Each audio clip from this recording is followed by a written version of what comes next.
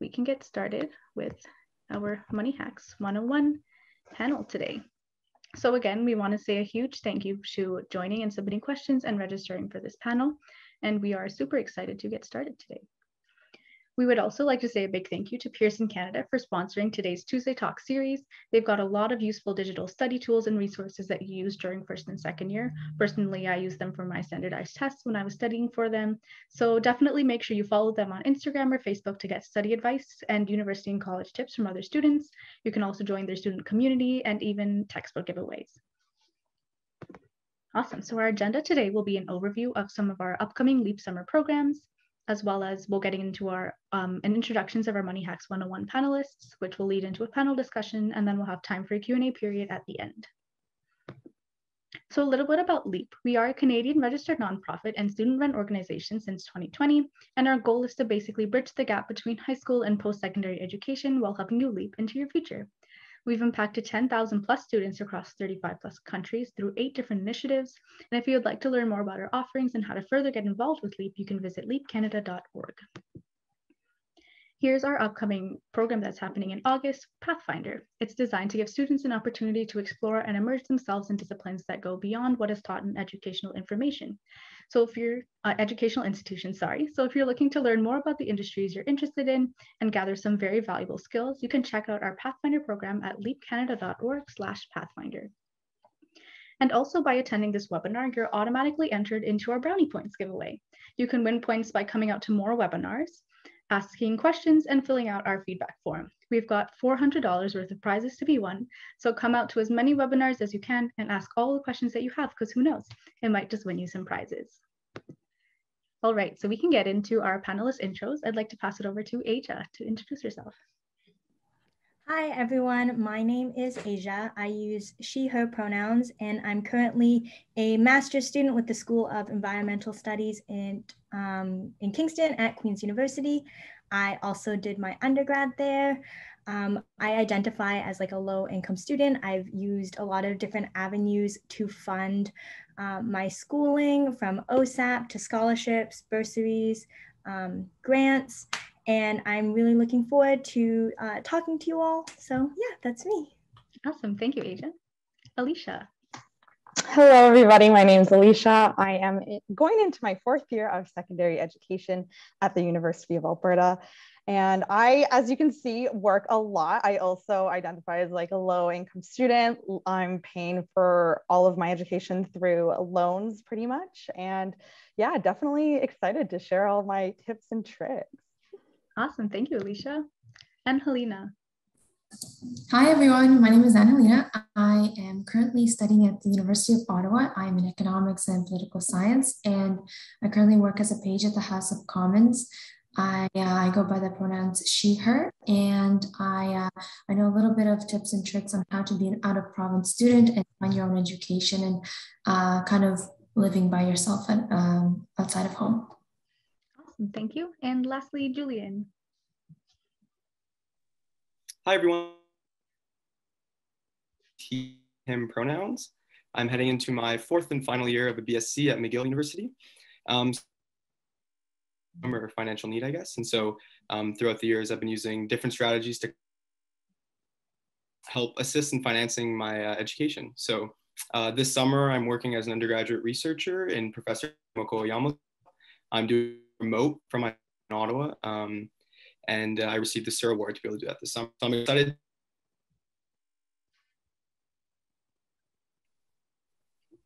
There we go. Awesome. Thank you, Julian. And so we'll get into our panel discussion now. We'll talk about a few things: managing finances, external aid, scholarships and bursaries, as well as managing income with academics. All right, so what are some general budgeting tips? Alicia, would you like to start us off? Oh, of course. Yes. I really like to use budgeting apps. Like, honestly, the budgeting process, I'm still learning. I hate writing out things, don't know how to use Excel. So I really like my Mint app. And the main one I use is actually going to my bank, because my bank has an online budgeting tool. So I'd really recommend checking out if your bank has any budgeting tools that you can use. And I usually try to keep like a running list of kind of my expenses, like my rent, my groceries and clothing budgets. And I would say if you're overwhelmed with kind of starting that budget, I definitely know I would really recommend chatting with a banking advisor, or even just looking up online PDFs to kind of structure a budget for yourself. Awesome. Thank you, Alicia. Aja, would you like to add anything? Yeah, so I, throughout undergrad, I was really trying to figure out how to fund my education. It is very expensive. Fortunately, a lot of graduate programs are fully funded. So if you are really loving your undergrad and you want to keep doing schoolwork, finances are a completely different thing when you're a graduate student. But throughout my undergrad, what I mainly had to do was consider what are my financial obligations, so my non-negotiables, so phone bill, rent, food. And what I would do is, like Alicia, I also didn't like writing things down. I hate Excel. Which maybe I shouldn't be recommending, I kind of kept track of everything in my head. I also made use of, honestly, just my notes app on my phone, because I loved how I could sync that with my laptop and track things there. So really what I'd say for budgeting is just making sure that you have enough to meet your non-negotiables, and then whatever you have left over, you can try to put some away for savings. Maybe that month you really want to go out for dinner with your friends, you can spend it on that. It's about being flexible, but just making sure you have enough each month to stay afloat, I would say. Awesome. Thank you, Bill. All right. So when is it okay to go out and when should you stay at home? Alicia, would you like to start us off? So I definitely think like there is a good balance between going to school and going out, but I think you should really consider if you have disposable income. So I would not recommend kind of dipping into the rent fund to go have a fun night out with friends or anything like that. So just make sure you are keeping an eye on kind of that extra money that you have to kind of play around with, and then kind of go from there when you're going out. I would also say when you are going out, there are lots of low cost ways that you can hang out with people. Like you can go on walks or like have a movie at a friend's house. And one thing I really like is going out for like happy hour when there's kind of deals on like the food and the drinks. So that is what I would definitely recommend. Thank you, Alicia. Aja. Yeah, so I would say, again, we all have different priorities, and it's totally fine to want to spend some of that disposable income to go out with your friends. And if you are someone who has to, watch your money more, prioritize. Maybe you're going out for dinner this week, and it means you won't go to Starbucks for the next week. Something that is really great that Alicia did mention is that, like, yeah, not everything has to cost money. But I know through my school, through a lot of other schools, is a lot of clubs and a lot of student governments will provide, grants, bursaries for an activity. So, for example, Queens has a wilderness club. And if you want to go to Rock Dunder for a hike, you can apply and they will provide you with money to take a bus there with your friends and go on that hike. So there are different avenues you can take to do different fun activities, regardless of your financial income, really, I would say. Awesome. Thank you. All right. So how did you manage your money living away or / in residence versus living at home? Alicia. So I lived at home for like my first year of university. So I had no expenses. I was like living the best life ever. But when I moved out, of course, I had to really get on top of that quite quickly. So I really like to use reminders, especially repeat reminders on my phone and on my computer. So I use an app called 24Me. It's free and it will just repeatedly like yell at you to like actually get on what you need to do. So I like to use that a lot. For groceries, I try to go to cheaper grocery stores. I know in Alberta, things like Superstore and Walmart are like the closest to me that are the cheapest. Places like Sobeys and, oh gosh, there's a couple other ones too, but Sobeys is the one that comes to mind for, it's definitely on the more expensive side, just with the prices for general groceries. So that is something to keep in mind as well. I use the app, I think it's called Flip, to go through the weekly flyers of places in my area. I found that so useful. And you can also price match at certain places, which I find great. And then of course, yeah, the happy hours I use a lot. And then a really big one I want everyone to know about is for the textbooks. Do not buy your textbooks new if you can. I know that's not always possible, but I really recommend trying to find them online. I go to Library Genesis to find mine, or if you have novels for certain classes, I would recommend using the library, using the school library or your local library is very, very beneficial. Library Genesis definitely saved me a couple of times too, so definitely recommend. Aja. Yeah, so I had kind of a different wild experience. I lived in first year residence, like I'm assuming a lot of people will be, hopefully, given COVID. And then I lived off campus for second and third year. And then I went back and lived on campus as a fourth year student as a residence don, so I could do school and not have to worry about rent and food because it was considered payment for the job. But when I was living off campus for those second and third years, I had to manage rent, buy food, utilities, internet, all that jazz. And I would say that my main thing is, yes, like Alicia said, do not buy textbooks. They are a scam. Honestly, you can find them, yes, online. There's this amazing thing called Omni, which most Canadian universities use, and it is just an online resource that will give you access to a lot of textbooks because you are a student. If you're someone who really likes hard copies, a lot of university libraries will scan them for you if you send in a request. So that's something that's about accessibility for students. Facebook groups, main thing, there will be a school Facebook group that's dedicated for purchasing textbooks. You just post them online, and that's how you as an upper year student can make money. Well, maybe not make money, but break even, hopefully, by putting your textbooks up there is the main thing I would say. And then just the last thing I want to really put out there is, if you need a certain article and you cannot find it anywhere and it is not on Reddit and you cannot get it at the library, one main thing I recommend doing is honestly figuring out who the author is.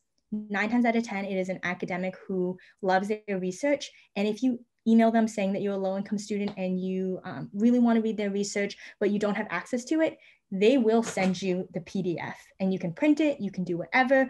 A lot of profs are very, very kind and financially accessible, I would say. So that's something I definitely recommend. Awesome. Thank you both so much. All right, so moving on to external aid. What is the government aid like in your province? Julian, would you like to start us off? Yeah, for sure. And I think just to touch on the last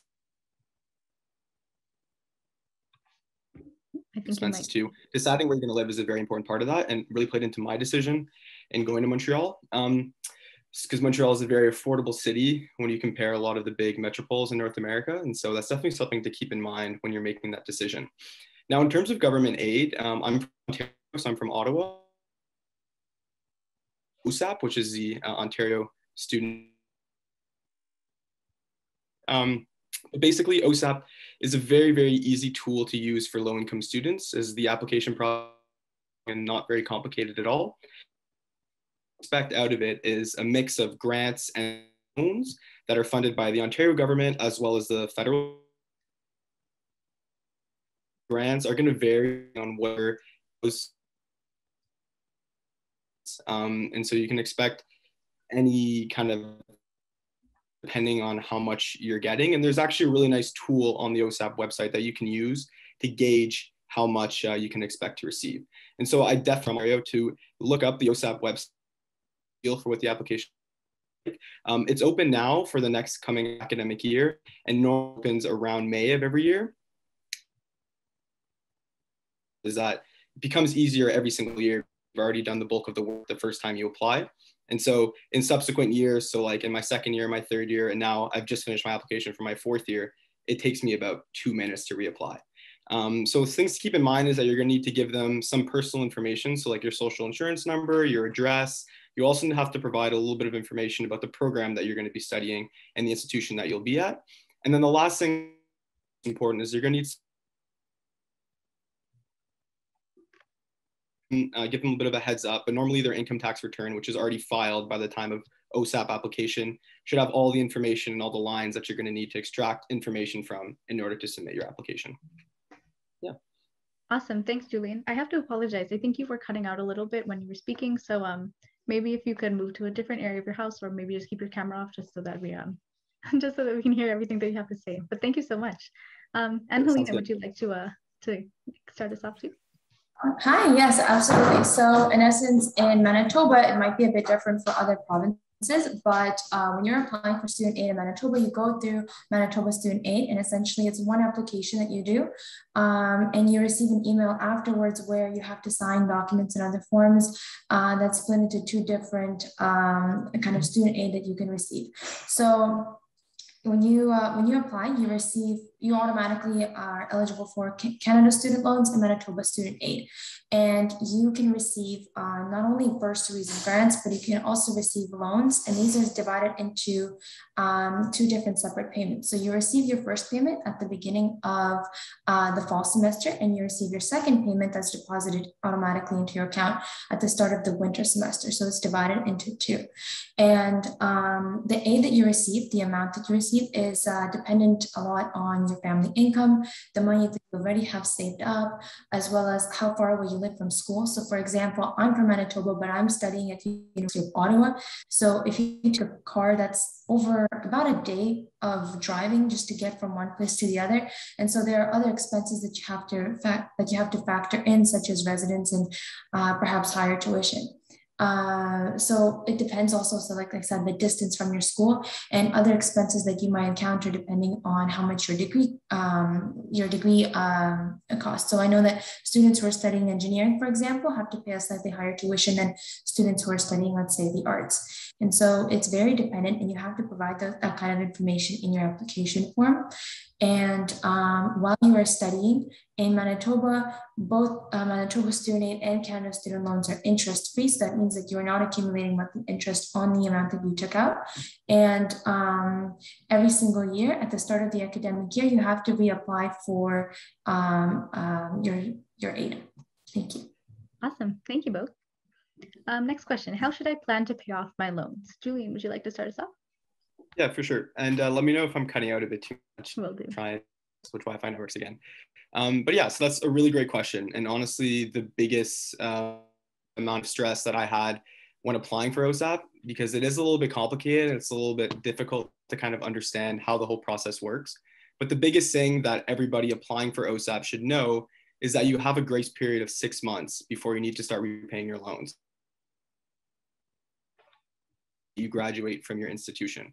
So as soon as you graduate, you're going to have that grace period to be able to repay your loans. And for a lot of students and a lot of my friends that have also used OSAP, a lot of the time the grant is sufficient to pay a good portion of your tuition, and then you're able to subsidize the rest through work or through a summer job or whatever. And so a lot of the time, myself included, and a lot of my friends as well, we're able to kind of keep our loan in a savings account.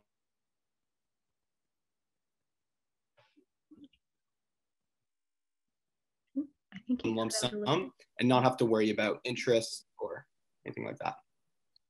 Awesome, thank you. And Helena? Yeah, so I agree with what Julian has said. Essentially, after you get a 6-month grace period after you finish being a full-time student where you are not paying any interest on the student loans that you took out, and you don't have to pay for 6 months. After those 6 months, that is when you have to start making monthly payments. And for Manitoba Student Loans and for for Manitoba Student Aid and Canada Student Loans, they are automatically withdrawn from your account each month.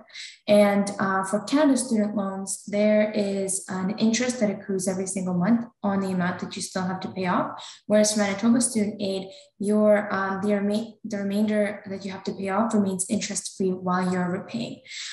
Also, it's important to consider what full-time student means, because some people, for different universities, for example, for University of Manitoba, a full course load is considered 3 courses, I believe, per semester, while University of Ottawa, it is considered 4 courses. So if you are, you have to double check and make sure that if you're still studying in university, that you maintain a full student course load, so that you can still be eligible to receive student aid and not kind of fall into the trap of being like, oh, I have to start paying off my student loans. And another thing that what I wanted to say is that, like I said, like what Julian said, a lot of the times the grants or the bursaries are sufficient to cover at least a big portion of your tuition. And so you can take your savings, you can take your loans and put it into your savings and have it accrue. Like basically, you can keep saving that money, and then later off you can pay it off without really having to worry about going too much into debt. Awesome. If I could add one more thing, you two, before we go to the next question. For sure. The other thing to consider also is that I know it's the same for OSAP, and I'm sure it's kind of the same across the country, is the way that we repay our loans is actually through the federal government. And so they have a website where you basically do your installed payments, and you can set up different plans there, and you can kind of look at how much you're going to be paying over time, depending on the interest that you're going to have on your loans. It's also very important to consider that all of these loans that you're getting from the federal government and from the provincial government have a very low interest rate, a lot lower than what most banks will be charging you as well. So keep that into consideration as well. If they offer you the loan, I would say 10 out of 10 times you should take it, just because free money is good, but also because you might not even end up using it, and you'll just accumulate interest on that lump sum that's sitting in your bank account. So don't be scared of that kind of, how am I going to repay off this loan? What am I going to do with this money? It's, there's always different ways of being able to kind of manage that. And like I said, I think it's better often than not a good idea to accept that money. Awesome. Thank you both. All right. So what resources does your school provide students with for managing finances? Julian, would you like to briefly start us off? Yeah, for sure. So like I mentioned before, I'm studying at McGill in Montreal.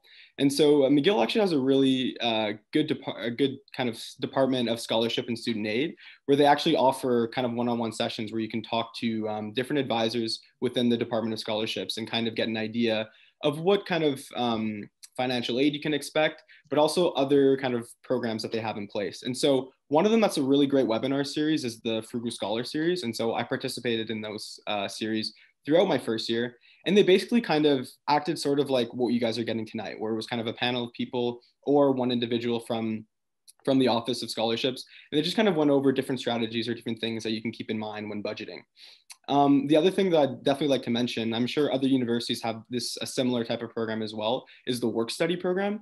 That's something that I've been fortunate enough to be involved with since my second year at McGill. And basically what this is that universities will set up these programs where you can kind of get paired with a job that's on campus or somewhat near campus. And what that means is that you don't have a commute going to work, and it makes it a lot easier. The other upside to that is that you're making contacts within the university as well. And so for myself, I got very, very lucky in my second year where I got paired up with a laboratory assistant job right on campus, actually, steps from where my residence was. And so I ended up being super convenient. I got some relevant laboratory experience within my second year of university. And I had a really great time, and I still work there now, actually. And it's a big part of how I finance my groceries every month and pay a portion of my rent as well. So definitely be on the lookout for a work study program at a university. Awesome, thank you. And Helena? As for University of Ottawa, I agree with what Julian said. The University of Ottawa also offers a work study program, so it's a really great opportunity for you to work close to campus, earn some money to help pay off your tuition, and make great connections. University of Ottawa also offers many scholarships, including admission scholarships that are based on how you do academically and what your average is. And there's also a merit scholarship that is offered after that. So you receive $1,000 every single semester, depending on how you do. So you essentially have to maintain a GPA of 8.5. And if you do that for each semester, you're able to accumulate $1,000 each semester. And the scholarships they are offered for each semester all year round. And so they are not only based on just your academic performance, but also on your faculty, on your financial need and admission average, like I said. And they have, it can be internal and external. So that means it can be from the university itself or from an external organization. And the University of Ottawa also has a webpage dedicated to providing financial advice. So one of the things that they offer is a cash flow worksheet that you can use. Basically, it's like an Excel sheet where you can track your expenses and your income. Awesome. Thank you both so much. All right, moving on to scholarships and bursaries. How and where can I find scholarships that I'm eligible to apply to? Alicia, would you like to start us off? Yeah, for sure. I really recommend looking at your province's scholarships. I found those ones through the province's student aid website, and they're great. Lots of people can also apply to them a lot of the time, like grade related kind of ones that I found. I would also recommend to look at scholarships through your university and your specific program, because those can be an easy find. And also, one thing I'd like to talk about is make sure you opt in for being considered for awards at your university, because I know for mine, you have to actually opt in for them to consider you, and it's not just automatically done. Thank you so much. Asia. Yeah, so I know we kind of talked about this in the Grant Me presentation, but really I would say that you should apply to as many as you can that make sense for you. Look locally. So yeah, like your parents' work. For example, in my town, our local Chamber of Commerce, the chapter of the Canadian Federation of University Women for my location. So really all those things. And I think whenever you write out a scholarship application, no matter how good or bad you think it is, save it in a Google Drive called scholarships. You can refer back to them, copy and paste. You can't really plagiarize your own work. So I definitely recommend just keeping a stockpile of all your applications to streamline the process as you go throughout undergrad. Thank you both so much. How do you choose which scholarships to apply to? Alicia.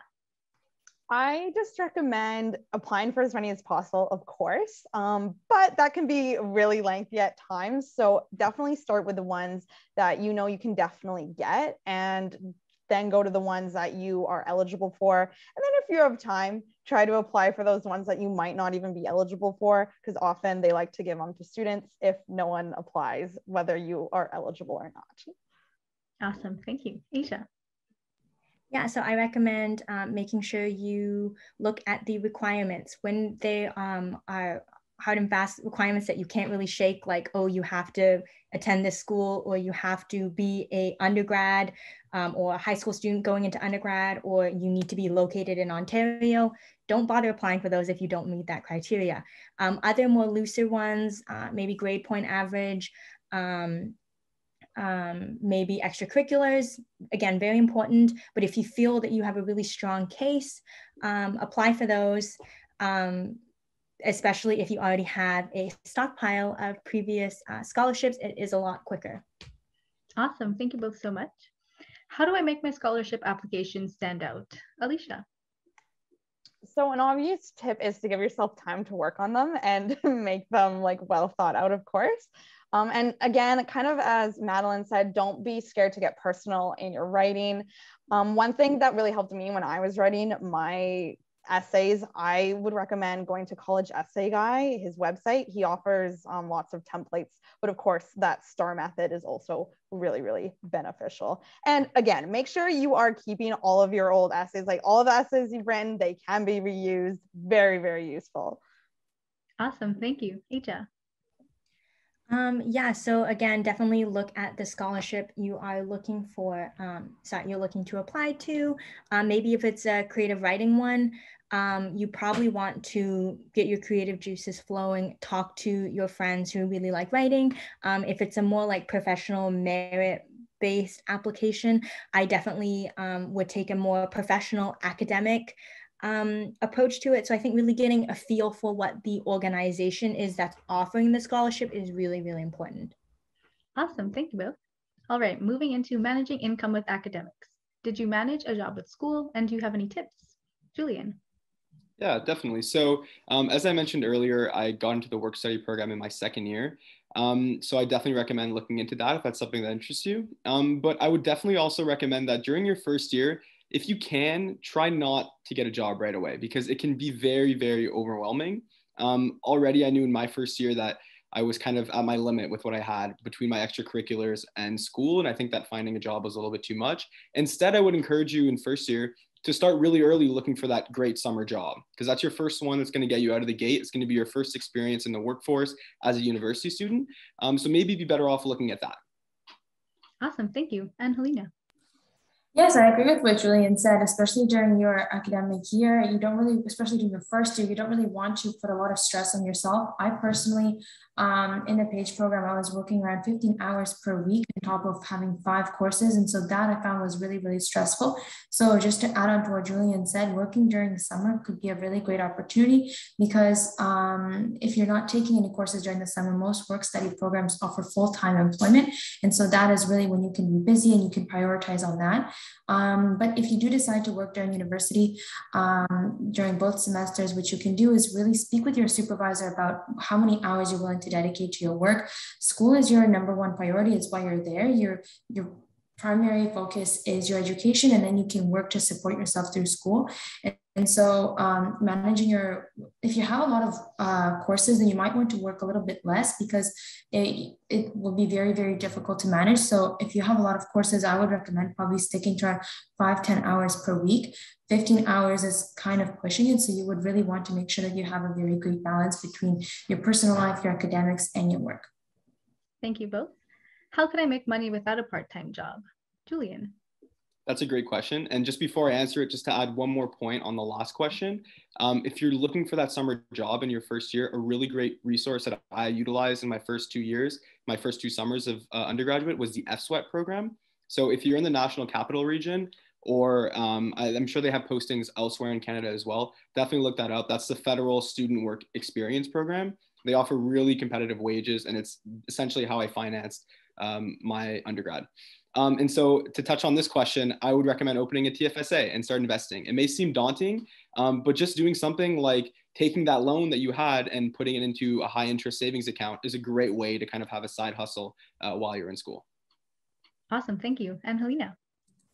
Another way that you can kind of earn income or kind of have a job without really having a job is essentially using social media to your advantage. If you're somebody who's very artistic or can offer a really, really great service, let's say reading over essays, or perhaps you're very good at creating clothing or anything like that, you can offer your services online, or maybe even tutoring. And essentially you can set your own hours. So it's not really a part-time job where you have to speak with a supervisor because you are your own supervisor. And so you're able to charge your own amount. You're able to determine your own hours, and you can also use social media to your advantage. As somebody who's a young student probably has a lot more experience in that. And if you're somebody who's really creative, you can use websites such as Fiverr and Dribbble and Freelancer to post your services online, so you can create graphic and digital content for companies or other people who are interested to use it. And if you are seeking like a part-time position, one of the things that I would recommend, especially if you want to find something that's related to your field, is connecting with people through LinkedIn, having a strong profile, and actually just connecting with them and networking and saying, hi, I'd like to reach out to you to talk about your position. I'm very interested in your career, and seeing if there's any opportunities that are available for you as a student. And also, if you want to gain experience, what you can do is join a bunch of, join some student associations and participate and help volunteer, because the more that you are known within your field, the better it is for you to help them get more involved and start accepting positions that are actually paid. Awesome. Thank you both. And next question. Oh, I think that takes us to the end. Yep, that takes us to the end of our panel. So we are going to open up the floor for some questions. You're more than welcome to put them in the chat, and we will get to as many as we can. Let's see. There's a question: how will an online format impact my work study experience? Would anybody like to answer this question? I can jump in really quickly. So I was really fortunate that my work study position was actually in a laboratory and in person. And so I think at the height of the pandemic, I missed about 2 months of work, but I was actually we had set up something with the Department of Biology where basically all the students were just given pay as if they were going in. But actually, because of my work study position, I was actually able to be one of the first students to be back on campus as part of the reopening plan. So for me, I was very fortunate to still be able to keep working during the work study kind of program. But the other thing too is that a lot of these programs are switching to an online format already. And so I know a lot of friends that are working completely remotely this summer doing a work study program, or during the year as well. And that just makes your life even easier, right? Awesome, thank you. There's another question in the chat. Oh yeah, did someone want to add something?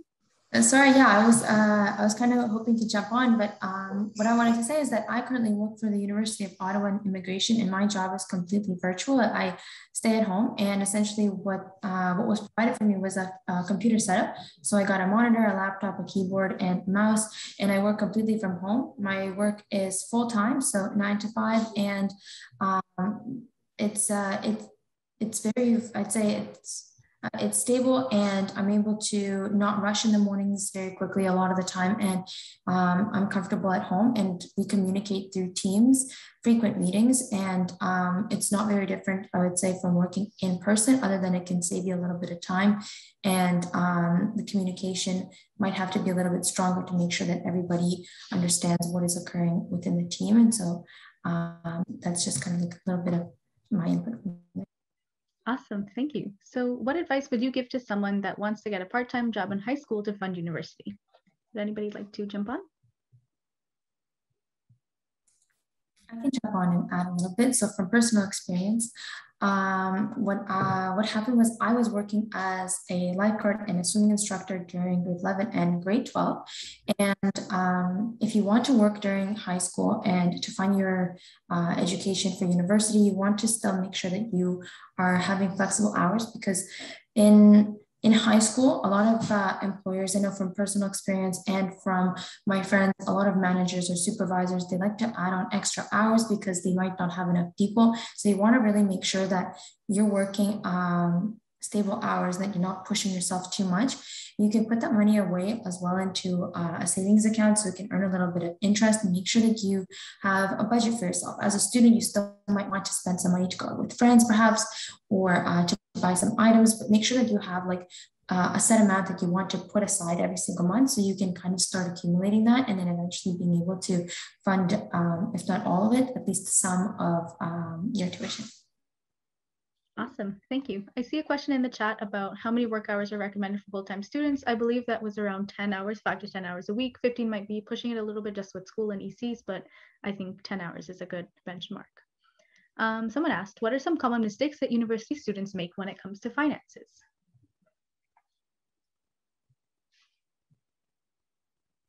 I can touch on that quickly. Someone else wants to jump in, go for it. But a classic one is food. So it's very easy to go to the grocery store and like want to buy all the things that you're used to eating at home when you're living with your parents. So just try and budget every week. For myself, I like to limit it to like not more than $100 a week on my groceries. And so that means doing things like buying a lot of tofu. It's a lot cheaper than red meat. So for like the majority of my undergraduate, I've been basically on a plant-based diet. So that's a really good way to save on money, and you're helping the environment at the same time. So it's a win-win. I would like to jump in. I think a huge thing is buying furniture and wanting to like deck out your first place. I totally get it. It's really exciting to have your own room that you can paint, you can do whatever you want with, and have a student house with all your friends. And I get it, but I do not recommend buying new furniture. I recommend bringing furniture from home, or we kind of talked about it in the chat, is use Facebook groups. It's not gross. It's not weird. No one's going to think you're like poor or weird for wanting to buy like a used bed frame. And if you think about it, you know, if you want a certain like aesthetic, all white furniture or like wood furniture, you can still achieve that. You're at a university with thousands and thousands of students who bought that furniture, they used it for 3 years, and now they want to sell it so they can move to who knows where. So I definitely recommend not splurging on going to IKEA or Lowe's, or not Lowe's, going to IKEA, wherever you go, Leon's, that's the one, and blowing all your money. Look for used, Facebook Marketplace, garage sale. You can DIY it and you can resell it when you leave. Yeah, totally recommend buying the used furniture. I got used furniture myself. I got both an IKEA desk and a bed frame as well. So definitely recommend those Facebook groups. Another question is, as an incoming first-year student, I'm trying to find a summer internship this summer. Is there any recommendation for where and how I can find resources?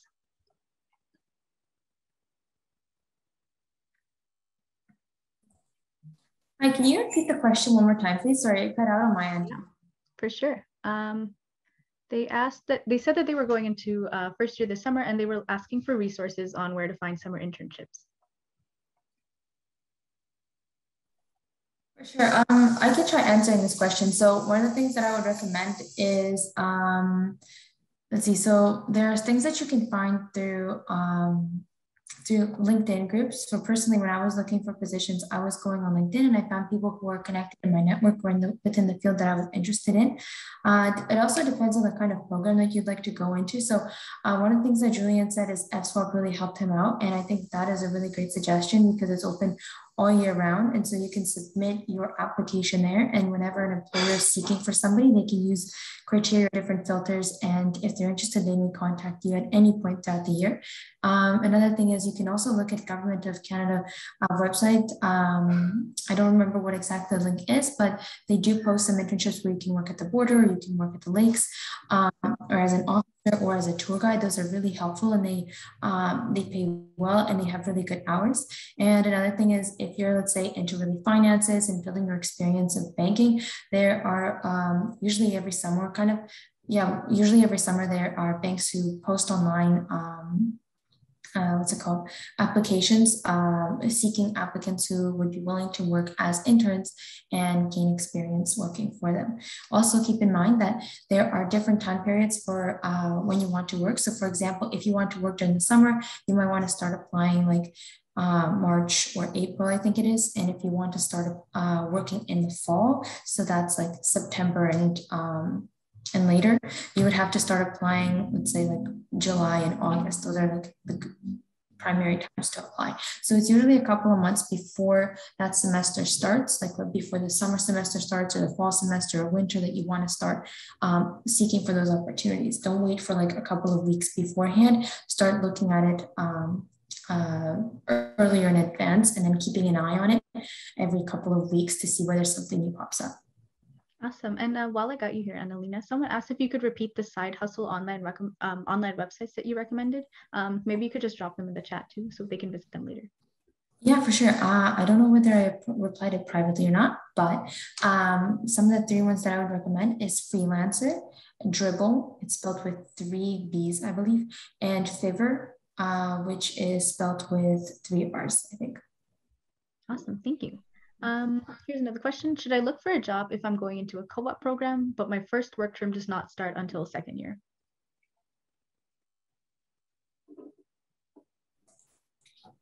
If nobody wants to jump in, I personally have experience with that. So during the first year, I worked for an entire year. I did about 15 hours per week. And I did this because I needed to finance my first year.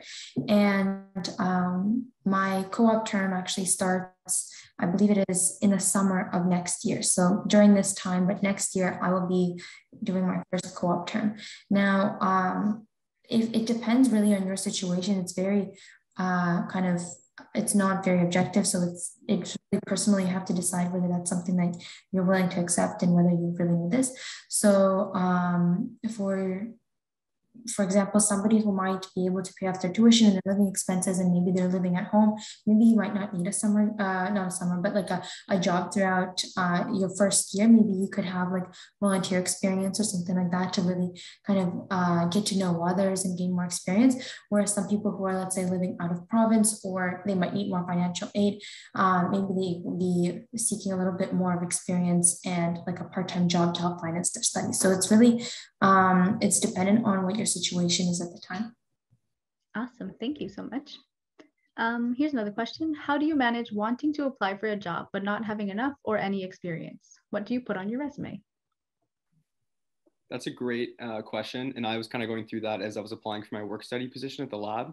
I had never worked in a lab before. I had just completed my like freshman science requirement, so I had no experience. And after I actually recently had a conversation with my supervisor about my interview, he was telling me that there was someone else who was kind of more qualified than me, had already worked at a lab, and we were both kind of interviewing against each other. And he told me that the thing that stood out for me is that I was very enthusiastic about the position and showed a willingness to learn, whereas the other student was a little bit kind of not as interested and not as enthusiastic about the tasks at hand. So definitely apply everywhere. I had sent out probably 40 different applications to a bunch of different laboratories, and I heard back from one, and that ended up being the job that I've had for the past 3 years now. So don't be discouraged and just throw your name out there. You never know who you might land on. So. I definitely relate. I also sent out applications to like 20 places and I only heard back from one, but it only takes one to get through. So yeah.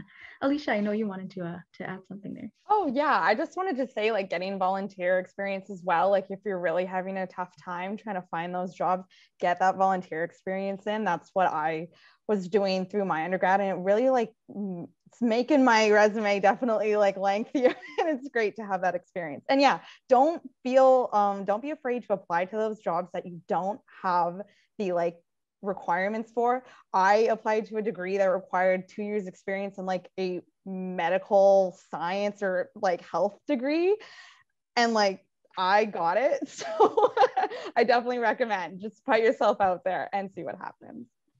Awesome. Well, that takes us to 8:15. So thank you guys so much for coming in today. We really appreciate you sharing all of your expertise with us. And for any attendees, if you would like to connect with any of our panelists, their LinkedIn's are on the screen. And yeah, thank you guys again so much for popping by.